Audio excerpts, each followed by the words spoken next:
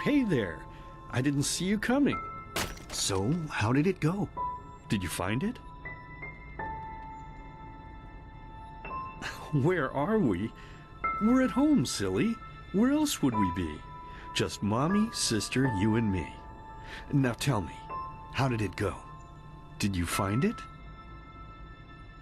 No? Pity. Maybe you're simply looking in the wrong places.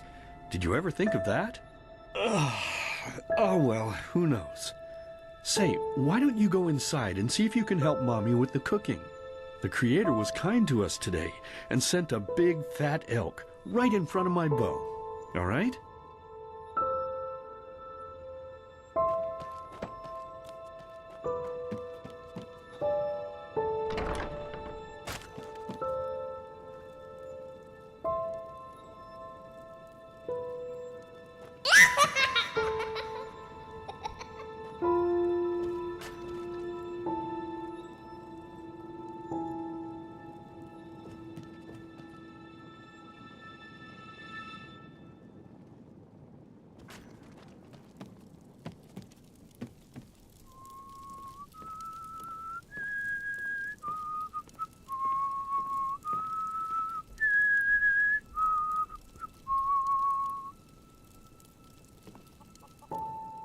My, I totally forgot what a mess I left here. But I was right, wasn't I? A real gem we've got here. Well then, let's waste no more time and get to it, shall we?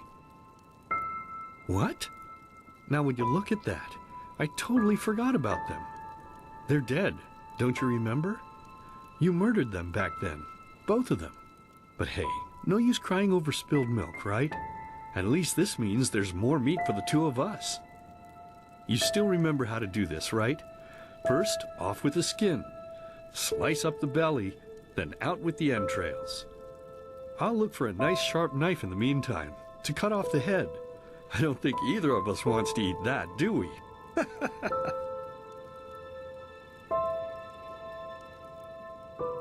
Oh, silly, what's this again? We both know that's a lie. You did it. I remember it all. First, you set this horrible fire to your sister's crib. She screamed and screamed, and Mommy heard it, but when she finally got there, nothing was left of her but burnt flesh.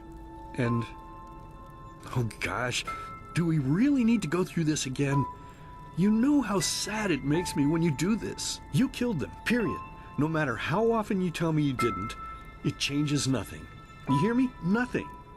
Now please, let's start cooking. I'm so bloody damn hungry. Oh, by the Creator's name, why are you telling these lies? Isn't it enough that you murdered us? Do you really have to bother me over and over with your stupid, pathetic, and pointless whining? You know, sometimes I wish the Creator would have made me just a little less merciful. Just a little less pious. Because then I would have realized that you were tainted by sin long before any of this had ever happened.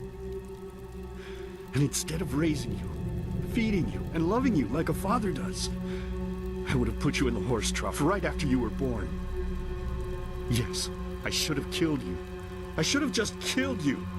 Just like you killed us. And now, you think you're safe because we're all under the earth, don't you?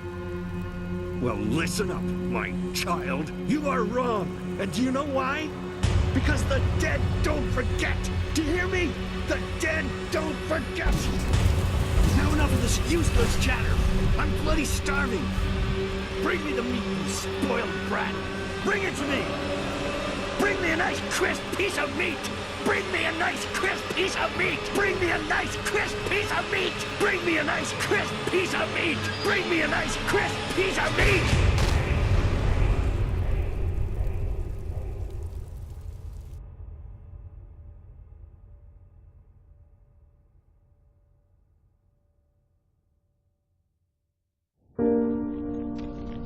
Let's begin with a question. It might sound simple to you at first, but I pray you to think about it. What distinguishes a free man from a slave? For now, however, Let us start this story where another one ended 3 years ago, with the death of the Lightborn. For 4,000 years they had reigned over this world, 7 arcanists who, through their magic, had acquired eternal life. In a time of chaos, they gave mankind what they thought it needed most, to be ruled over with an ironclad, fair hand. Within just 1 century, they united the shattered lands, and a single century later, their human origin was forgotten. They became gods, or Lightborn, as they let themselves be worshipped as. Yet the longer they reigned, the louder the voices grew that accused them of tyranny, the loudest being that of Naranzul Aranthiel. And he succeeded in achieving what was once thought impossible. He gathered an army, overturned the Lightborn, and gave back freedom to mankind. However, the price for this was high, because where there are gaps of power, fights erupt.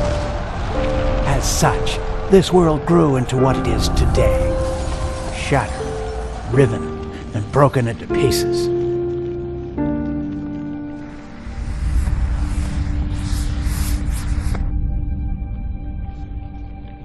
But all of this was merely a diversion, so that no one would notice something else. The death of the Lightborn had set something into motion, a clockwork, having long stood still. Its gears now once again slowly began to turn. This is the story of someone who wanted to be free.